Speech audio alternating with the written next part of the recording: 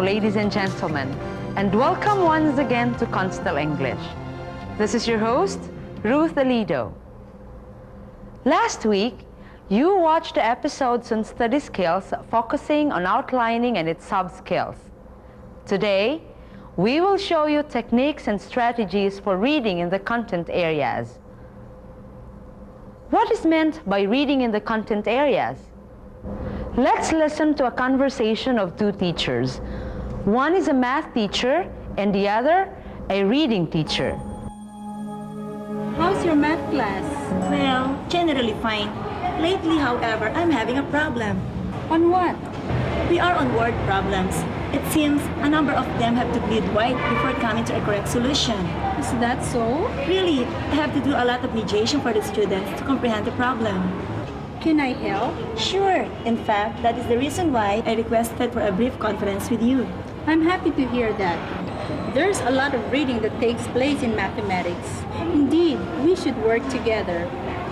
Meanwhile, give me a little time to go over the students' math books and samples of their worksheets. Oh, that's fine. Then we confer once more and plan some specific action points. All right.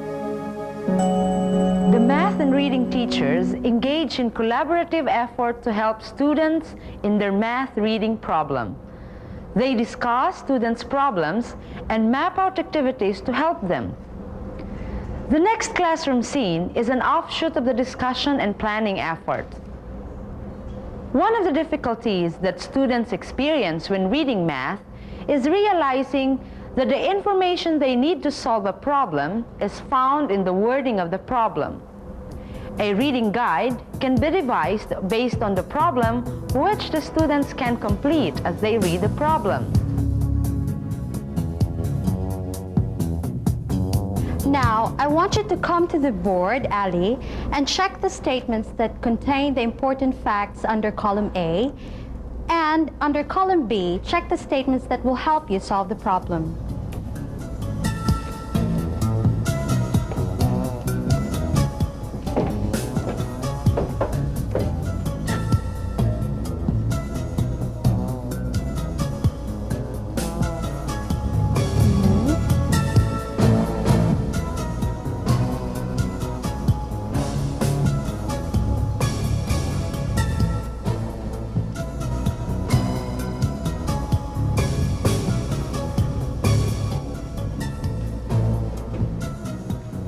This exercise will enable the students to analyze and understand their problems better. It will also help them find the right solution to the problem. We as teachers can use a technique to help students solve word problems. This approach helps students identify the process or processes for solving a problem. The technique involves the following steps. First, survey the problem out loud and try to visualize the situation. Second, solve the problem. But how are we going to do this? We'll find out after this break. Stay tuned.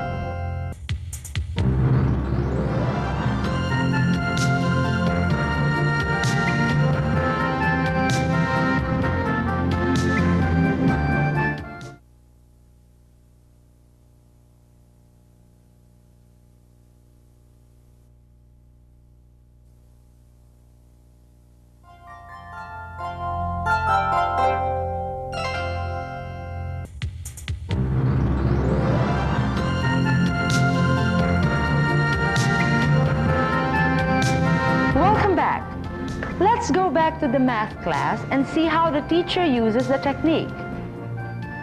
Jayo, would you read the problem aloud, please? You bought a used car 2 years ago for 40,200 pesos. Since then, you have driven it 17,500 miles. You kept a record of all your car expenses.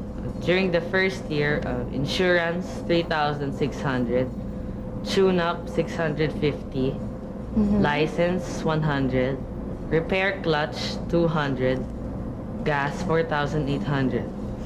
During the second year, the license cost 100 pesos, the repair brakes, 300, tune-up was 700, Insurance was 4,000.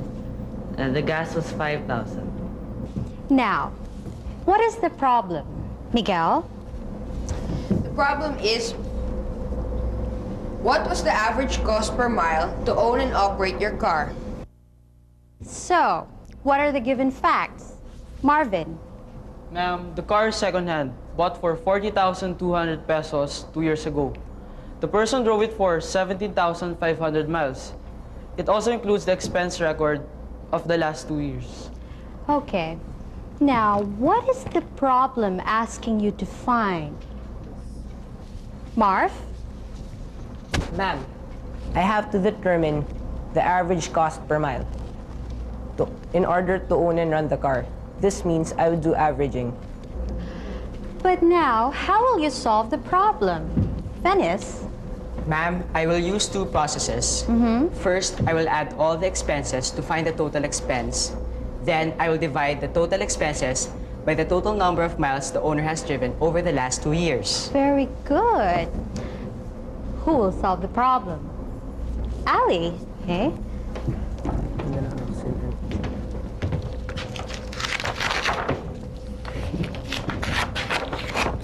Here, okay?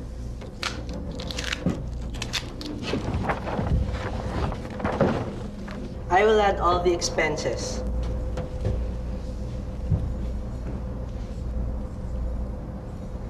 $40,200 plus 3,600 plus 650 plus 100 plus 200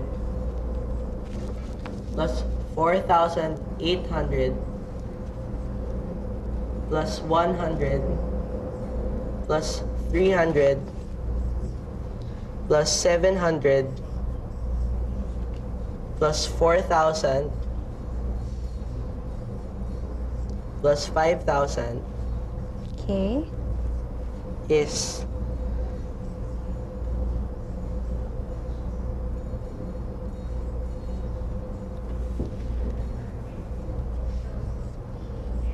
$59,650 pesos. Can you add the P sign here? That's good. Very good. Then I will divide the total expenses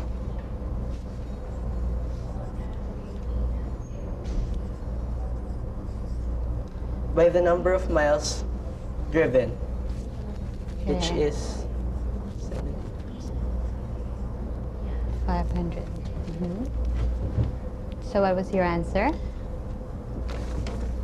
the answer to the problem is 3.40 as the average cost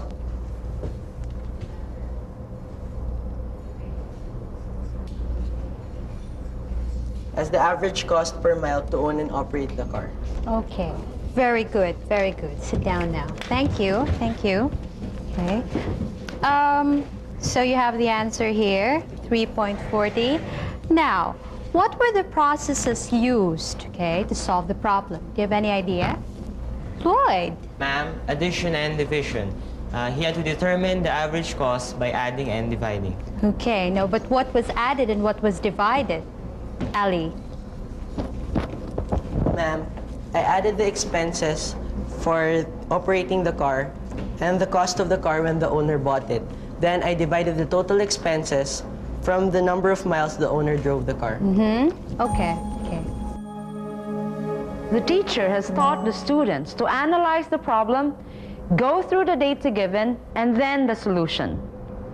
Her technique, which was a step-by-step analysis of the problem and solution, helped the students solve the problem. This is reading in the content areas, and the content focused on is math. Let's go back to the classroom and see the rest of the lesson. Class, let's take another problem and see if you can solve this. Take this down. A piece of sheet metal is 2 meters long and 1.5 meters wide. What will the piece weigh if 1 square meter weighs 1.5 kilograms? Okay, I will repeat the question. A piece of sheet metal is 2 meters long and 1.5 meters wide. what will the piece weigh if 1 square meter weighs 1.5 kilograms? Okay, but I want you to draw the diagram first on the board, Alex. Yes. Okay. Oops.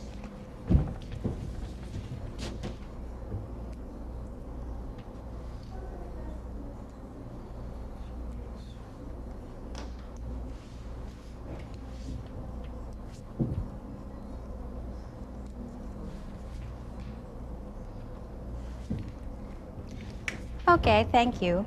Okay, very good. Now, class, look at the board. What are the facts given? Yes, Jason. The measurement of the metal, ma'am. Okay, now what are the measurements? Wiko. Its length is 2 meters while its width is 1.5 meters. Very good. Okay, now, do you have any other facts? Marvin? Ma'am, the weight is 1.5 kilograms per square meter. Okay. How do we solve this problem? The problem is, what will the piece of sheet metal weigh? Oh, okay. But how do we solve this problem? Yes, Miguel? Ma'am, first we get the area of the sheet metal. How do we do this? We multiply the length by its width. 2 multiplied by 1.5 is 3. The area of the sheet metal is 3 square meters. How do we find this weight? Alex? Ma'am, we look for the weight by multiplying the area of 3 square meters by 1.5 kilograms. Okay, come to the board and solve it.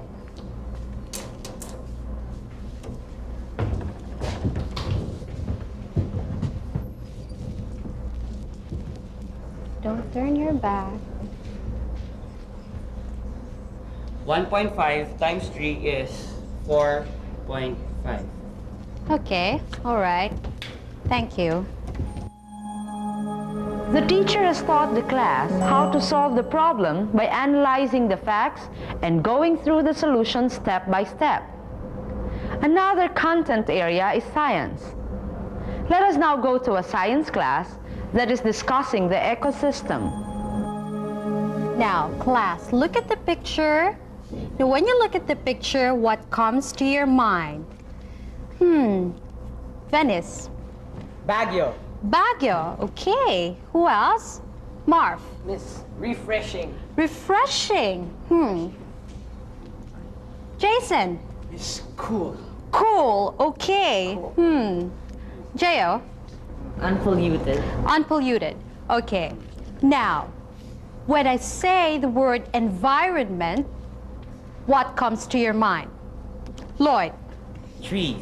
Trees. Alex. Mountains. Mountains. Wiko. Rivers. Rivers. Alex. Animals. Animals. Marv. Miss, flowers. The teacher is activating the schema of the students as part of the pre-reading exercise. One way of doing this is by showing a picture or visual aid. Another is by brainstorming. Let's read something about the ecosystem. Okay, look at your readings, class. But who would want to read it aloud? Okay, Ali, read the first paragraph. What about the second paragraph? Venice, okay, second paragraph. The third, Marv. Fourth, Alex, okay, and the last paragraph, Jason. Ali. An ecosystem is an interacting unit or system consisting of groups of organisms and their non-living or physical environment. The living organisms, plants, animals, protists, are referred to as biotic components. The non-living portions or abiotic components include water, carbon dioxide, soil, and physical factors such as wind and temperature. Venice. Every ecosystem needs energy, which generally comes from the sun. This energy is used by producers whose function is to make energy-rich compounds through the process of photosynthesis. Producers are mainly green plants, which contain chlorophyll necessary for photosynthesis. Thus, algae, trees, and grass are producers. Tor, Mark. Okay. Organisms which are self-feeding are autotrophic, while organisms which feed on others are heterotrophic. Consumers are heterotrophic because they feed on producers. Plant-eating animals or herbivores such as cows, rabbits, and grasshoppers are called primary consumers. Secondary consumers, which are also first-order carnivores, are those who eat herbivores such as snakes, foxes, and insect-eating birds. They still derive their energy, though indirectly, from producers. Tertiary consumers, or second-order carnivores, such as hawks and wildcats, eat secondary consumers. Okay, Alex. At the end of the food chain are the decomposers. These organisms feed on decaying tissues of producers and consumers on their organic wastes. In the process of feeding, they release nutrients, which can be used by producers. Decomposers include bacteria, fungi, and small animals. Jason. So, the life forms in an ecosystem are linked together in a predator-prey relationship called food chain. The food chain follows this pattern: producer, herbivore, first-order carnivore, second-order carnivore, and decomposer. Okay, now look at the words in the board and let's examine them. Okay, now the word biotic means living organisms. But if you add A to biotic, okay, what do you think this refers to? Any ideas? Yes, Jo? Non-living factors. Okay, non-living factors. Now, what about the word autotrophic and heterotrophic? Lloyd, okay?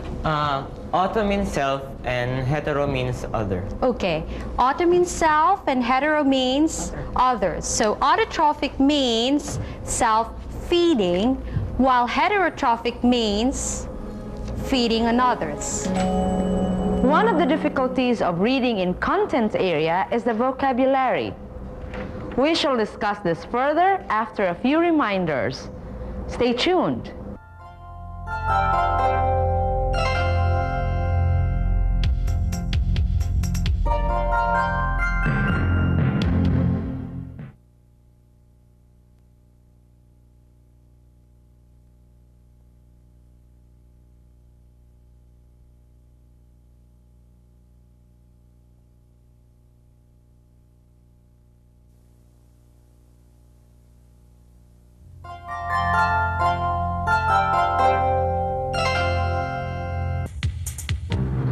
Welcome back.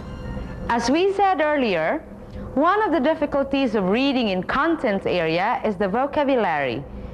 Many words in the content areas are in technical terms. These are words representing specific concepts applicable to specific content subjects. One method of unlocking difficulties in vocabulary building is by analyzing word structure. Prefixes and suffixes, when added to root words, change their meanings. For example, words like a, meaning without, such as asexual, or contra, meaning against, contradict, de for reverse, decompose, dis for negation, disbelief, in, not, invalid. Some prefixes indicate number or size, like bi for two, such as bicycle, mono for one, monologue, poly, many, polynomial. Some prefixes indicate possessions, like a for without, abiotic, anti, against, antichrist, circum, around, circumference. Other prefixes have their own meanings, like auto for self, carni, meat, hetero, other, herby, plants. Another vocabulary exercise is an association activity. The teacher gives a word and then asks the students to supply related words. This enables them to expand their vocabulary. Let's go back to the classroom and see how the teacher teaches this to his or her class. Okay, everybody stop writing. Okay, now you have to give your words to your group leader. Okay, give your words now. Okay, do it fast. Okay. Okay. So who are your group leaders? Okay. And for the other group, who's the group leader? Okay, Marvin. So Ali and Marvin, come to the board and write the words. Here.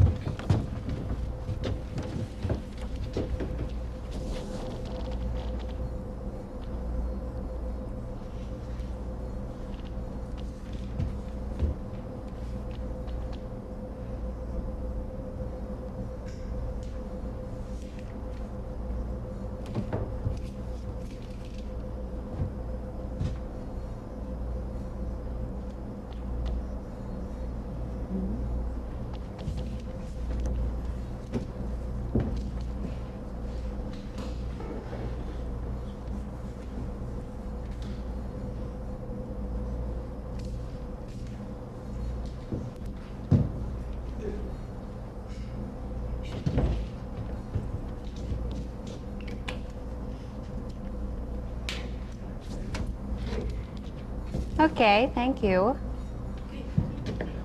Predator. Vulture, animal eater, stalker, greedy animal. Organic, growing, animate, biological, living. Okay.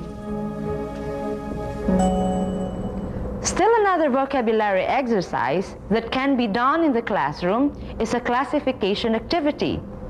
This time, the teacher prepares slips of papers with words written on them, then gives this to the students. She asks the students to go around and look for the words that go together to form the same classification, and then write the words together as a group. Look at this. I have slips of papers with me. Now what I want you to do is to get one slip of paper and then you have to read the word. Okay? Now when you read the word, I want you to look for your group mates who have the same classification as yours. Okay? Did you understand? Yes. Okay, okay. So now get your slips of paper. One by one, please. Hurry. Lloyd.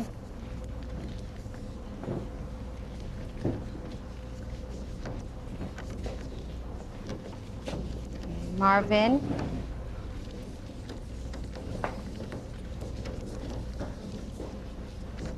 Who else doesn't have a slip of paper? Okay, Miguel. You to form your groups. Look for your group mates.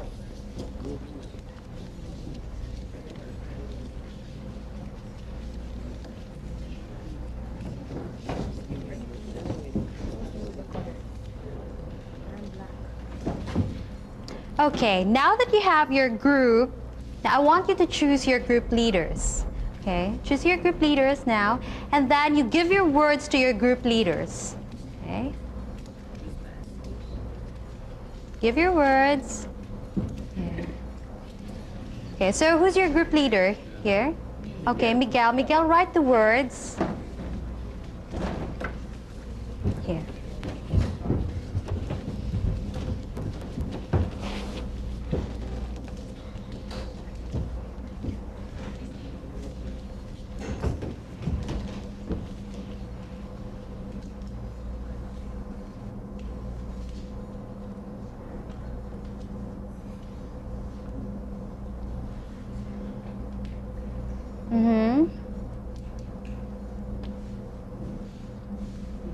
Temperature.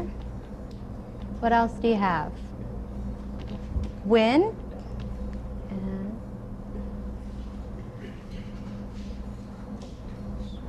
oh, carbon dioxide. Okay. You through? Okay. Now, why do you think these words belong together?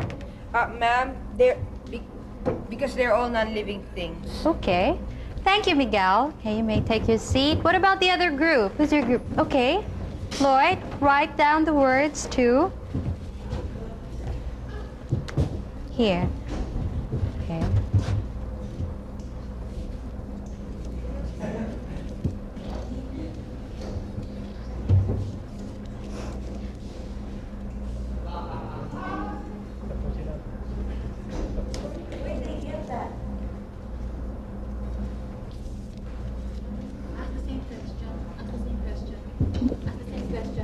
Okay, horse.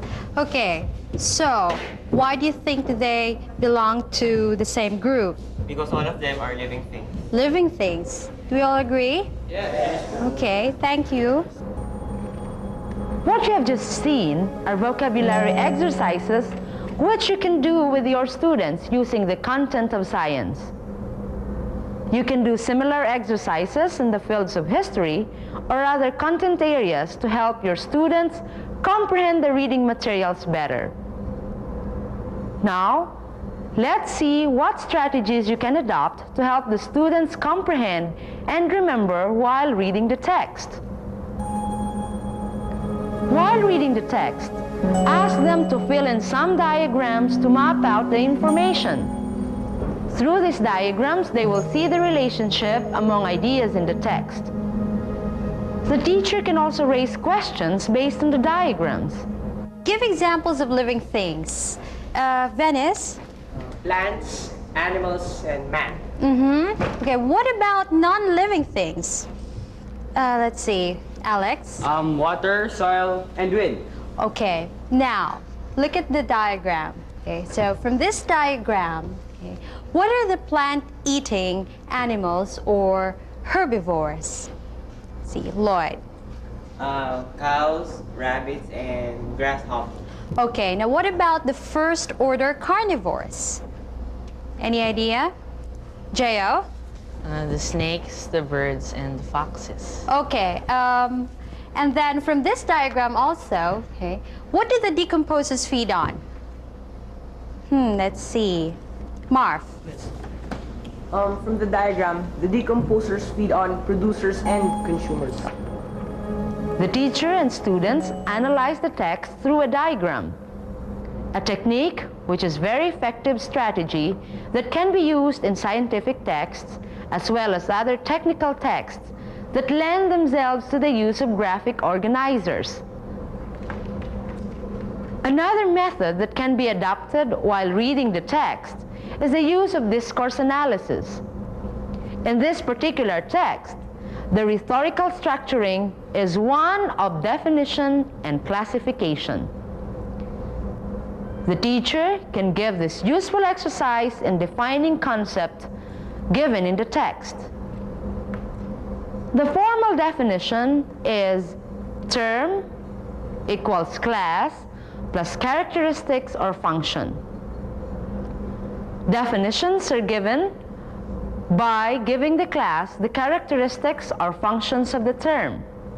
For example, consumers are organisms which feed on producers. Another one is herbivores are organisms which feed on plants. Okay, class. Wiko, can you give the definition of food chain? The food chain is a process that shows how living and non-living things depend on one another for food. Okay, so from that definition, what is the term? Food chain. Okay, food chain. What about the class? The food chain is a process. Okay, very good. The food chain is a process. Now, what is its function or characteristic? It shows how living and non-living things depend on each other for food. Okay, very good. Sit down. Wasn't that interesting? What you will see next that will be flashed on the screen is a set of statements with blanks that need to be filled in by students. Let's go back then to the classroom and see how the teacher conducts the exercise. Let's do another activity for definition. Yeah. I will give you the word that you just read from the text, and you will have to fill up the blanks using the formula for definition. Now, what is that formula? Again, the term is equal to class plus characteristic or function. Okay. Now, copy these words, okay, and then answer it. Fill up the blanks. So number 1, ecosystem. Number 2, producers. Number 3, heterotrophic. So again, term is equal to class plus characteristic or function.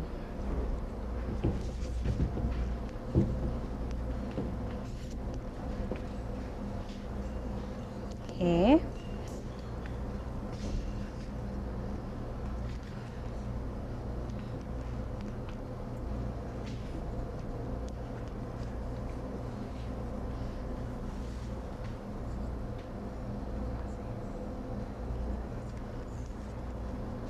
difficult?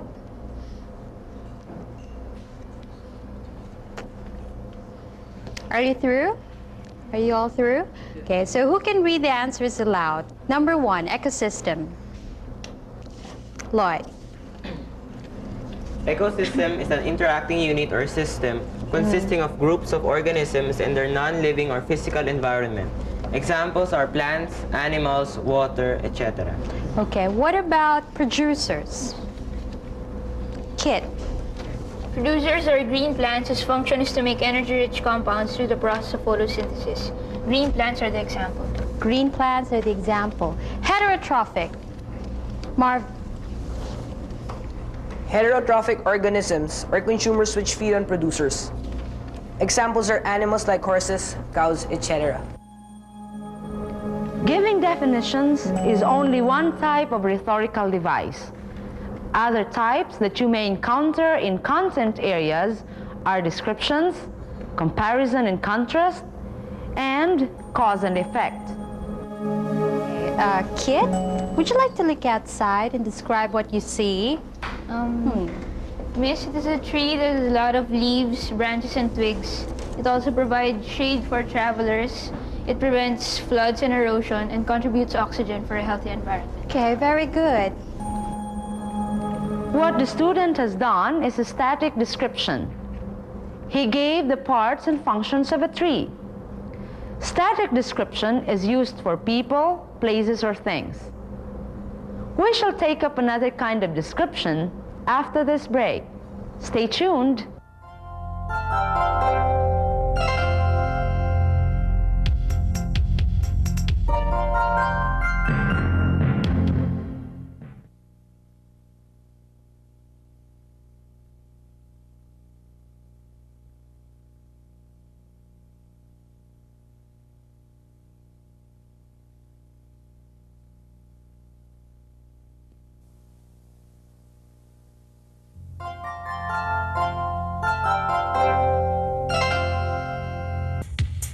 Welcome back. Another kind of description that is often used in science is process description. This kind of description describes a process chronologically or step by step. Let's go back to the science class. Now let's see who can describe this process. Marvin, can you try? Miss, first the sun gives energy to the plants which use it for photosynthesis. These plants are in turn eaten by herbivores or plant-eating animals. These herbivores are eaten by carnivores such as hawks and others. At the end of the food chain are the decomposers.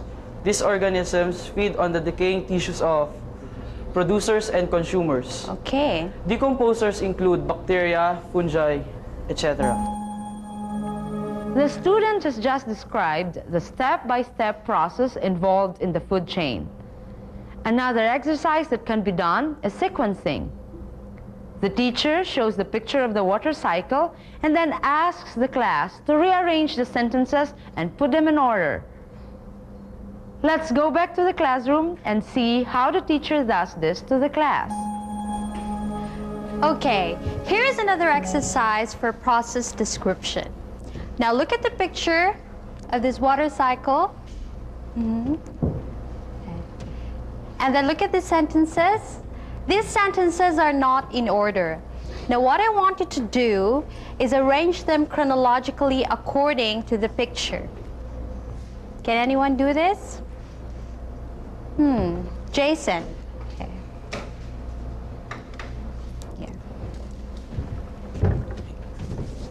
Let's see.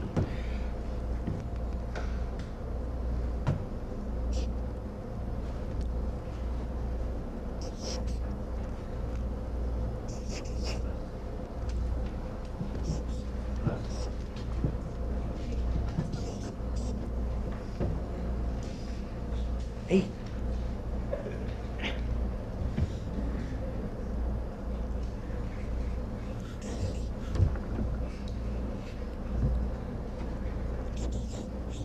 Clouds are formed. What comes after that?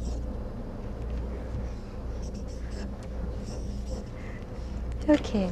Okay, very good. Very good, Jason. Thank you. Now, who can read this in the right sequence? See, okay, Alex, you seem very excited. Hi. The sun radiates heat on the surface of bodies of water.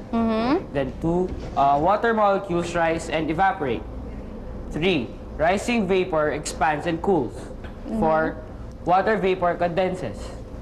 5, clouds are formed. 6, clouds move toward the land. Here are some key points to remember in doing a process description. First, avoid describing steps in a process in a series of choppy, simple sentences. Second, to write a cohesive description of a process, sentences may be combined by using linkers and expressions showing the sequence of steps. Thus, for preceding events, use before and prior to. For following events, on the other hand, use after, until, then, and next. For simultaneous events, use at the same time as, during, and others. Third, to mark stages in the process, use first to mark opening or initial stage. Finally, to mark last or ultimate stage. Next, then, subsequently, meanwhile, to mark following stages. As, while, during, to mark simultaneous stages. Eventually, later, to mark events after some time. Okay, can you use linkers in the description of the water cycle? Anyone? Let's see. Jo? Well, in describing the water cycle, first, the sun radiates heat on the surface of bodies of water. Okay. Then, water molecules rise and evaporate. Meanwhile, rising vapor expands and cools. Subsequently, rain is precipitated. Eventually, the rain is absorbed by the soil. And finally, the rain flows back into the sea. Aside from the rhetorical device of description, we have also comparison and contrast. There are two patterns of development: the opposing pattern or section by section, and the alternating pattern or point by point. In the opposing pattern, the characteristics of one are enumerated and then the characteristics of the other to which it is being compared. While in the alternating pattern, the two entities are compared side by side. Our example is paragraph 3 of the ecosystem text. Okay, now I want you to go back to your readings on the ecosystem and read paragraph 3. Okay?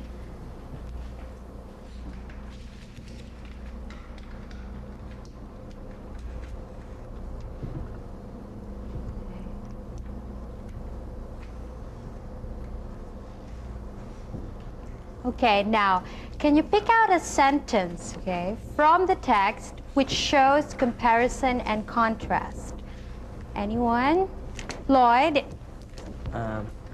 Organisms which are self-feeding are autotrophic, while organisms which feed on others are heterotrophic. Okay, so from that, what word indicates comparison and contrast? While. Aside from the rhetorical devices of description, classification, comparison and contrast, we have cause and effect. Let us see how the teacher uses this device in her class. But before that, let's pause first for a few reminders. Stay tuned.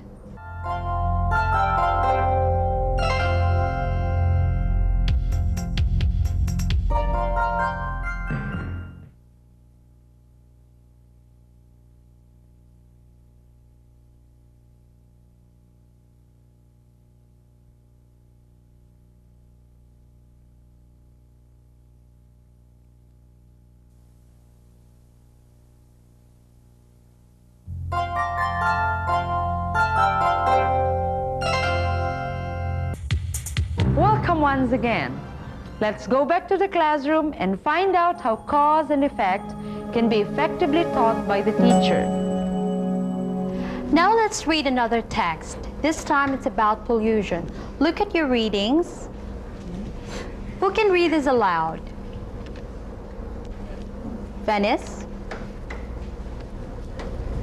Pollution is one of the harmful effects of industrialization.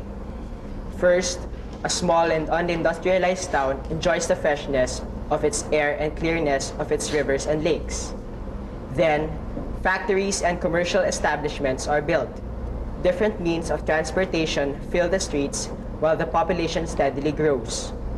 Eventually, the factories and vehicles emit black smoke while the people in the commercial and residential areas dump their garbage in rivers and lakes, resulting in both air and water pollution. As a result, man is trapped in an unhealthy and polluted environment that threatens his life. But man has no one to blame for all these but himself. Very good, Venice. Now, what is the function of the first sentence? Anyone? Kit? Yes? It shows a cause and effect relationship. So if it's a cause and effect relationship, what is the cause? Let's see, Miguel.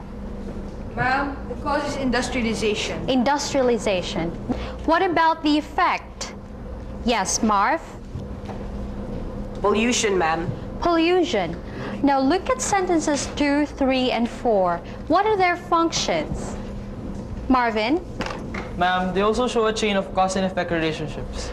Show these relationships. Any idea? Alex?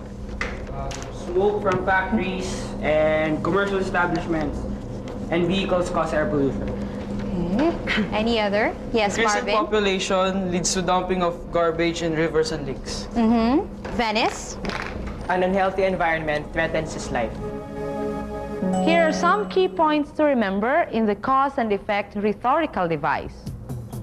First, a passage describing a process or an action sequence generally represents a chain of cause-effect relationships. Second, the linkers after, before, next, and others mark time and action sequence. Third, so, thus, therefore, and results in mark cause-effect relationships. As a post-reading activity, the teacher can ask the students to do a collage on the interdependence of living and non-living things in the environment.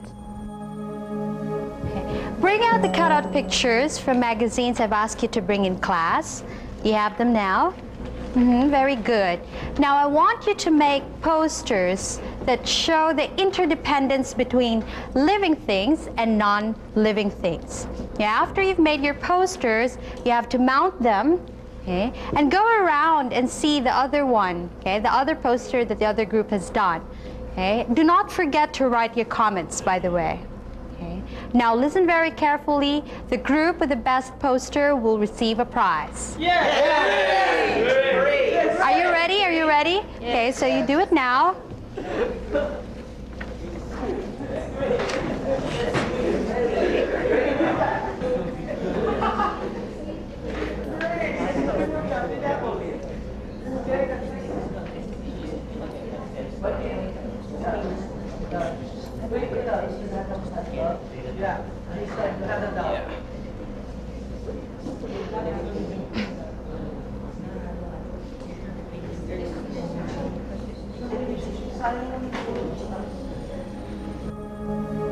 Do you think this is a sound practice? Let's listen once again to some specialists and find out what they have to say about these problems of teachers in other subjects like math, science, and history. We have with us today one of our reading specialists, the head of the reading department at the Philippine Normal University, Dr. Angelita Romero. Welcome to Constel English, Dr. Romero. Thank you. Dr. Romero, could you explain to our teacher viewers what exactly is meant by reading in the content areas? Well, probably we will start by explaining to them what we mean by content area. When we say content area, we refer to the different subjects in the curriculum. For example, science would be one. Another is social studies. Therefore, reading in the content areas would refer to lessons where the teacher systematically uses or selects content that will be used in teaching the different reading skills. Well, taking after your explanation, what happens then to reading in high school? Will this mean that it would also include biology, chemistry, or physics? Definitely. Oh.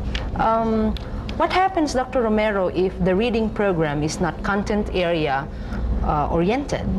Well, the danger there is a teacher may just focus on skills. The ideal is that when a teacher teaches a skill in language, it is advisable that she selects content also that she will use in teaching that particular skill. And to do this successfully, I think she has to work in close coordination with the teacher in the content areas. You see, the teacher in the content areas have problems in making students read their science texts, their biology texts, or their chemistry texts. Now, the English teacher will be a very big help if the two of them, meaning the English teacher and the content teacher, would discuss the problems of students, so that while the content area teacher focuses on content, the English teacher will focus on teaching the skill and using the content in the content area subject. That sounds like a very practical suggestion, particularly where you have teachers in the content area and the language teacher collaborating with each other in the reading program. How would you sum up, Dr. Romero? Why would you then is the reading program should be content area oriented? Well, I would say that an ideal reading program should be content area oriented. And if the reading program is such, there will be a close working relationship between the English teacher and the content area teachers. The two of them will be working on solutions to help solve problems of students in communication. For example, in reading the science text, the two of them will work together in solving that problem of the students. Okay. As a final note, Dr. Romero, could you give to our teacher viewers some reminders on how to go about with adapting a content area reading in the program? Well, probably one reminder will be a very helpful one, and then the mechanics can be just discussed later by these teachers. And this big reminder is, I advise the communication arts teachers to confer or to work in close coordination with the subject area teachers. And in this working relationship, they should discuss the problems in communication of the students. The teacher of communication arts should teach the skills, making use of content in the different subject areas. I may say that a certain discipline like science may demand some specific literacy skills. Now, a material coming from a history textbook, for example, may demand another set of literacy skills. So it's really very ideal that these teachers should work closely together so that they will be able to identify specifically the reading or literacy problems of these students and work for a common solution. Thank you very much, Dr. Romero. This has been a very informative session with you. I am sure our teacher viewers have learned a lot from this interview. I hope Thank so. you. When we come back, we shall do a recap of today's lesson. Stay tuned.